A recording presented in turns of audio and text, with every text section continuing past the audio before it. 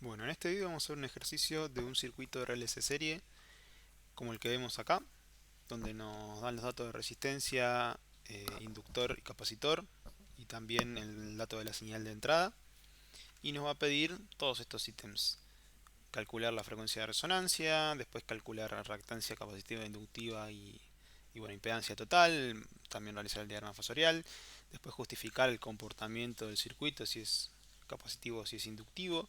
También nos va a pedir un análisis para ver si la tensión adelanta o atrasa respecto de la corriente. Y finalmente, como un ítem extra, nos pide graficar la señal B1 en función del tiempo, indicando bueno, frecuencia, periodo y amplitud. Entonces, vamos a comenzar con el ítem A, donde nos pide frecuencia de resonancia. Como venimos viendo, a la frecuencia de resonancia, el circuito de RLC serie se comporta como resistivo puro, por lo cual recién teníamos este esquema donde tenemos el generador de entrada con una frecuencia omega, una frecuencia angular omega.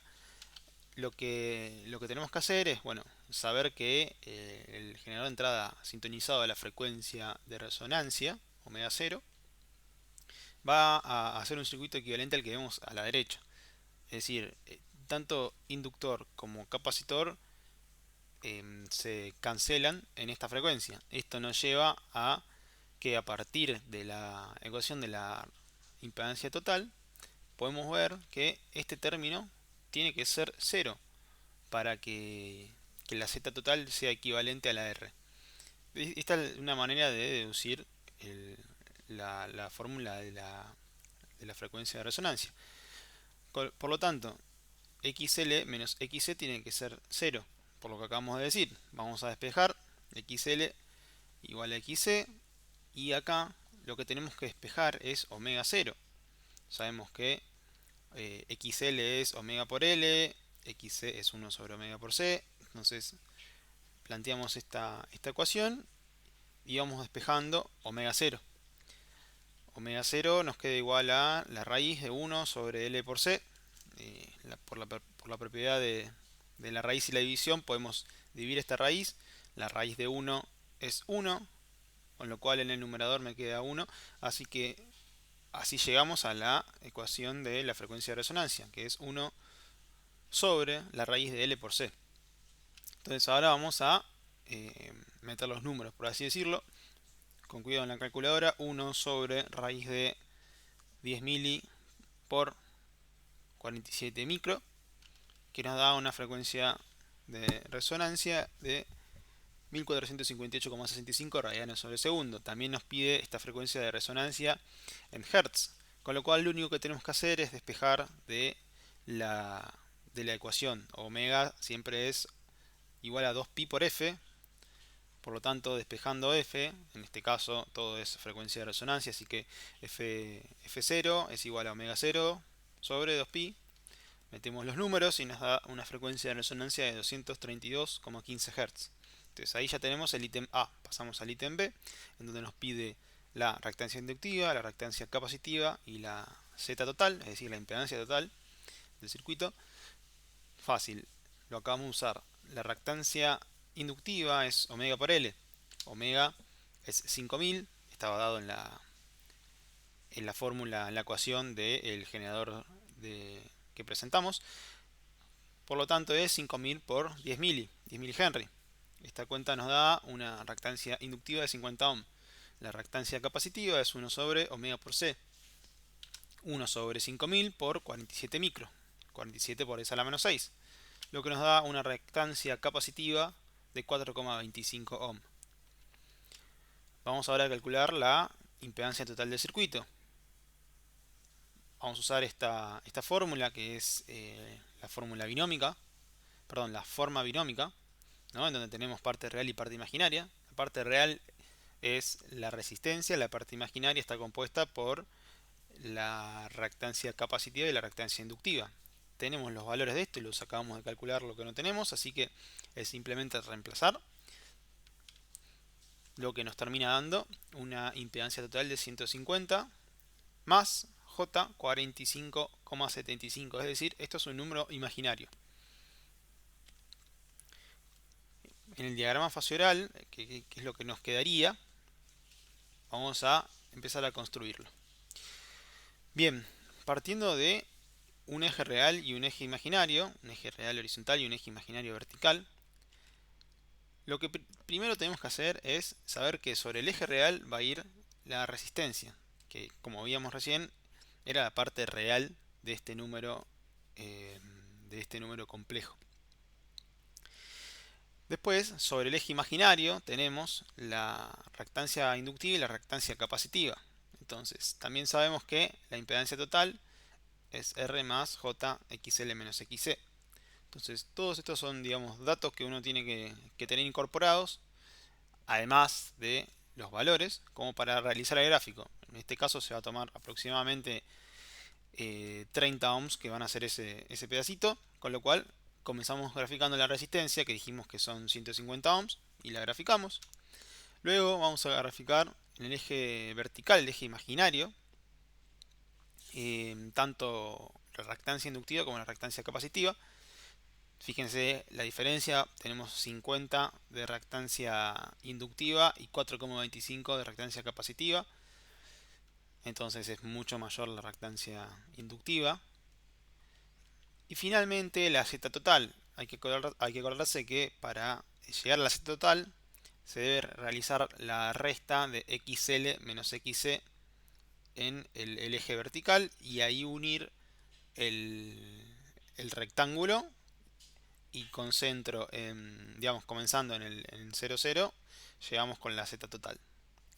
Esto es lo que sería el diagrama fasorial. Si nos fijamos, así es que se compone. Estamos en 150 real, ¿no? Más 45,75 imaginario. Y si esto se hace a escala, va a dar preciso. Esta, como veníamos comentando, es la forma binómica, también conocida como rectangular o rec por la calculadora. Y bueno, la pregunta es cómo hacemos para pasar a forma polar. Muchos ejercicios también se pide pasar a forma polar, así que vamos a ver esto como algo extra.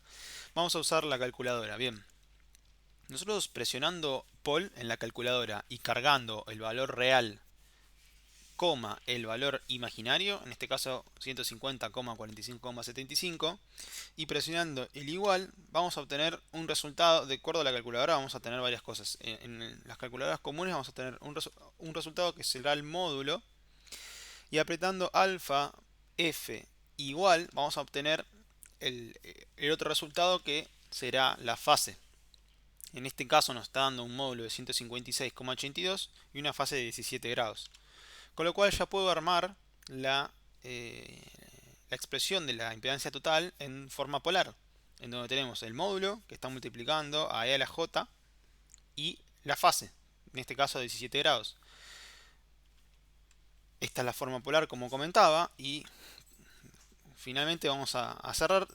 Fíjense en el diagrama fasorial, podemos ver que el ángulo con el que se genera la Z total es de aproximadamente 17 grados, o sea, si esto estuviera en escala, mucho mejor todavía.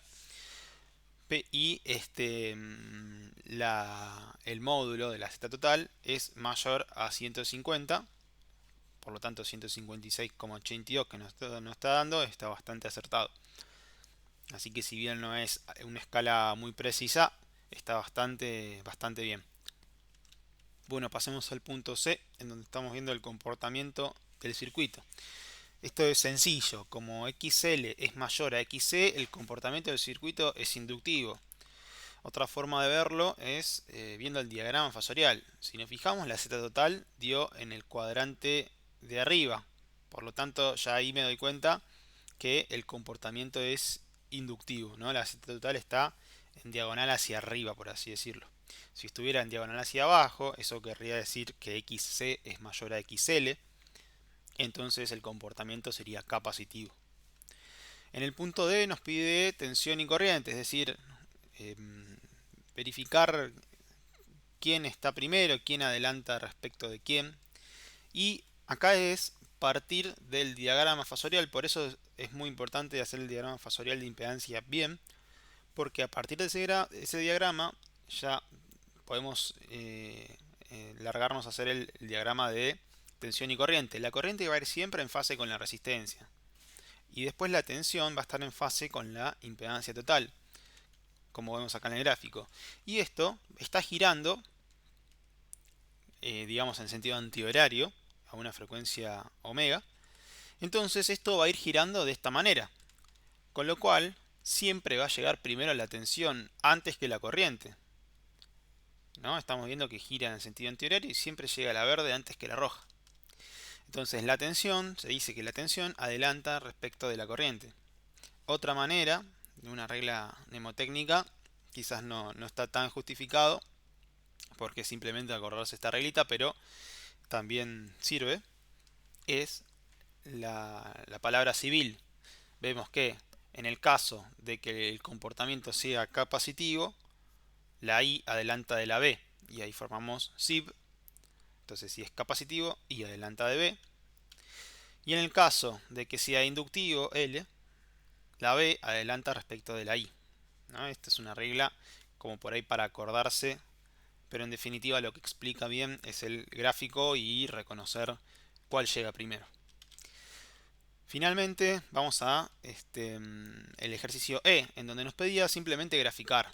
Lo que sí hay que ver acá es de vuelta la señal B1 que teníamos a la entrada, donde tenemos como dato que omega, este es un error común, a veces toman frecuencia, hay que acordarse que es omega por t, omega es 500 radianes sobre segundo, con lo cual acá ya podemos sacar la frecuencia es omega sobre 2pi, 5000 sobre 2pi, es igual a 795,77 Hz.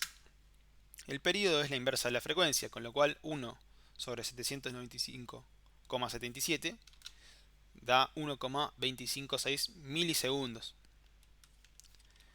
Finalmente falta la amplitud, que bueno, son 5 volt, como vemos en la ecuación de B1.